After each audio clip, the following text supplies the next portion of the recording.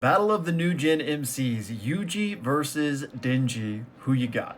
Let's talk about it. All right, so as many of you know, I am fresh off of having seen the Reze Arc movie, and because of that, JoJo sent me in this comment and wanted to know about how Reze Arc Denji would do against an Itadori gauntlet, meaning Yuji from several different points in JJK.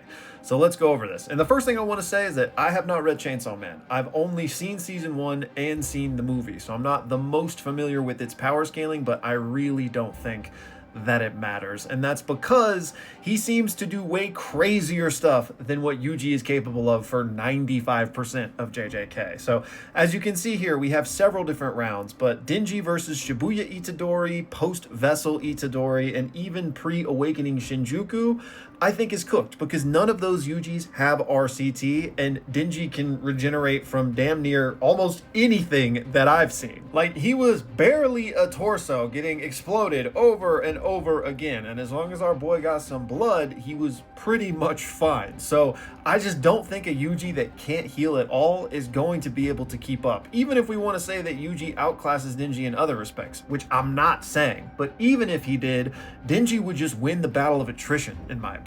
So the only place this even becomes a contest, in my opinion, are the final two rounds. Denji versus Awakened Itadori and Denji versus End of Series. The only difference between those two being whether or not Yuji has a domain.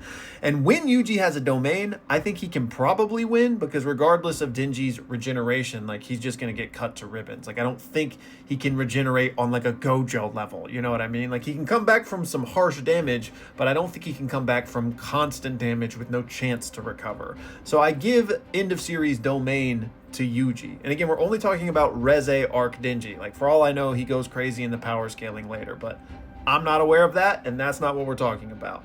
So really, it's just Denji versus Awakened Itadori without a domain. And there, we know that Yuji has RCT. And so, from what I've seen, he could probably keep up to a similar level as Denji, assuming we're not just going to give Denji a constant influx of fresh blood, which, you know, he won't have. So I'm probably going to lean Yuji with what I know at the end of the series. He's just got too much, even without a domain. Blood manipulation, shrine, black flash, king. So all of the other rounds I'm giving to Denji, but 4 and 5, I'll give to Yuji.